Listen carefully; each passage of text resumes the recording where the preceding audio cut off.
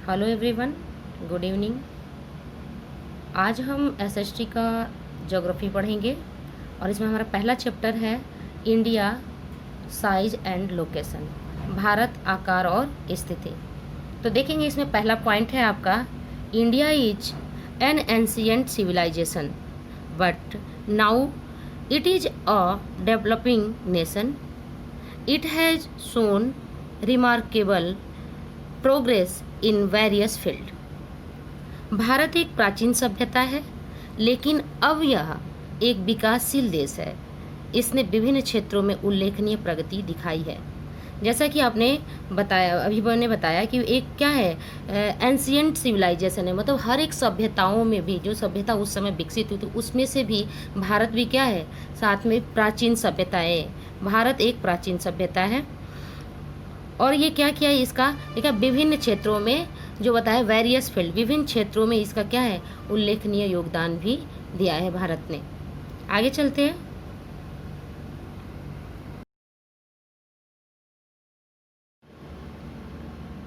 हमारा ये पॉइंट है लोकेशन, मतलब स्थिति, कि भारत की स्थिति ग्लोब में किस प्रकार है, इसके बारे में हम पढ़ेंगे।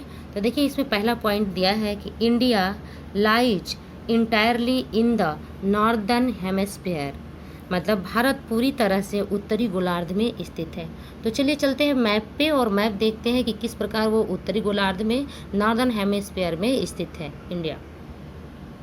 तो ये देखिए हमारा ग्लोब है यहाँ पे। तो इस ग्लोब के अकॉर्डिंग हम देखेंगे मैप को कि इक्वेटर जो है, हमारे इक्वेटर पूरे ग्लोब को दो भागों में डिवाइड करता है। ठीक है, दो भागों में डिवाइड करता है। तो जो उत्तरी भाग है, जिसे उत्तरी गोलार्ध करते हैं, ये देखिए इधर उत्तरी गोलार्ध के लोकेशन में इंडिया स्थित है और दक्षिणी गोलार्ध, नीचे वाला भाग दक्षिणी गोलार्ध है। तो ऊपर वाले उत्तरी गोलार्ध को हम बोलते हैं नॉर्दर्न हेमिस्फीयर। तो नॉर्दर्न हेमिस्फीयर है ऊपर वाला, और देखिए यहाँ पे इंडिया का लोकेशन है। नेक्स्ट पॉइंट है हमारा, India's main land x tends between 8 degree 4 minutes north and 37 degree 8 minute north latitude and 68 degree 7 minute east and 97 degree 25 minutes it's longitudes. Bharat की मुख्य भूमि 8 डिग्री 4 मिनट उत्तर से 37 डिग्री 6 मिनट उत्तर अक्षांश तथा 68 डिग्री 7 मिनट पूर्व से और 97 डिग्री 25 पूर्व देशांतर तक फैला हुआ है। तो इसमें भी हम देखेंगे मैप के माध्यम से कि मुख्य भूमि का हिस्सा किस प्रकार फैला हुआ है भारत का। तो बात पहले करते हैं मुख्य भूमि की। मुख्य भूमि किसे कहते हैं, मेनलैंड किसे कहते हैं। तो मेनलैंड वो भूभाग होता है जो पानी में नहीं है, जैसे मतलब आइसलैंड वगैरह है, वो क्या बोलते हैं, अंडमान निकोबार आइलैंड है, जो उनको हटा देंगे। तो जो मुख्य भूमि है भारत की, उसे हम क्या करते हैं, मेनलैंड बोलते हैं। तो चलिए मैप पे चलते हैं। तो चलिए देखते हैं मैप में ये मेनलैंड कहाँ से कहाँ तक है। तो देखिए ये भारत का पूरा ये भाग पूरा उत्तर से लेते हुए दक्षिण, नॉर्थ से साउथ तक का और ईस्ट से वेस्ट, ये हमारा पूरा भाग क्या हुआ, मेनलैंड हुआ। जैसा कि मैंने ये बताया कि जो हमारा द्वीप है, जैसे अंडमान निकोबार और ये लक्षद्वीप, ये दोनों क्या हो जाएंगे, मेनलैंड से हट जाएंगे।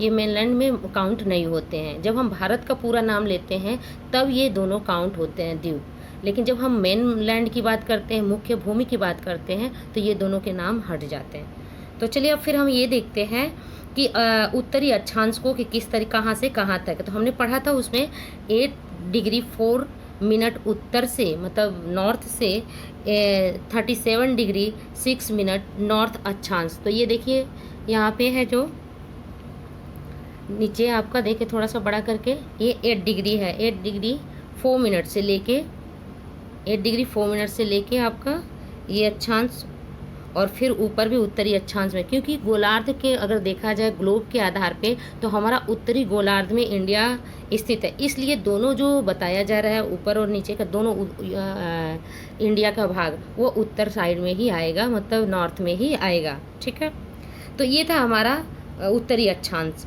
जिसे हम कहते हैं नॉर्दर्न हेमिस्फीयर। अब हम देखते हैं दक्षिणी वो अब हम देखते हैं कि पूर्वी देशांतर में जो देशांतर का बताया कि उसका लोकेशन कितना है।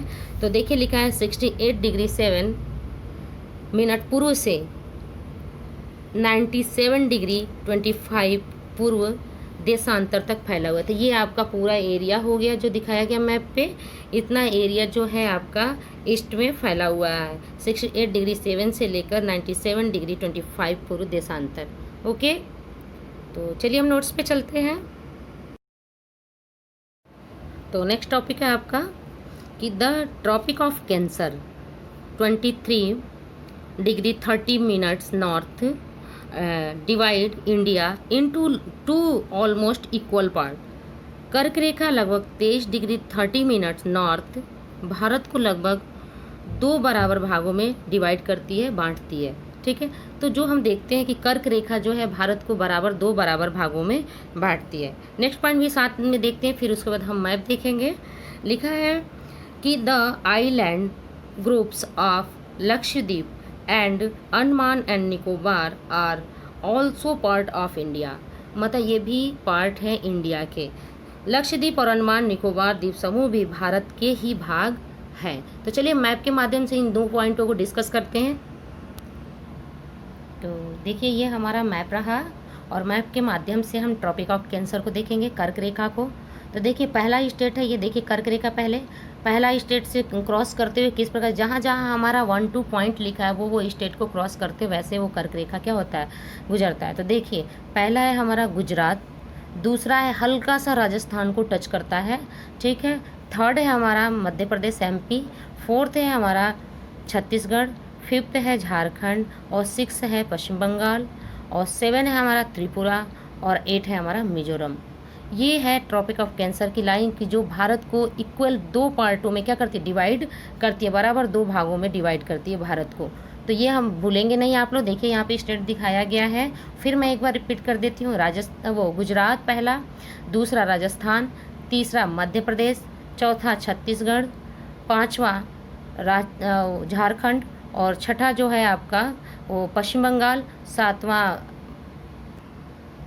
वो त्रिपुरा और 8वां है आपका मिजोरम।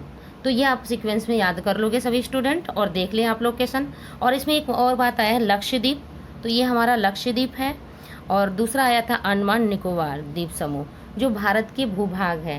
लेकिन आप इस चीज़ को ध्यान रखोगे कि मेनलैंड के ये भाग नहीं होते हैं। जब मुख्य भूमि की बात करते हैं तो ये दोनों हट जाते हैं, लेकिन जब हम टोटल भारत की बात करते हैं तो उसमें लक्षद्वीप और अंडमान निकोबार द्वीप दोनों ही क्या हो जाते हैं, इंक्लूड हो जाते हैं। तो ठीक है, आज की क्लास हमारी यहीं ख़त्म होती है। Okay, bye.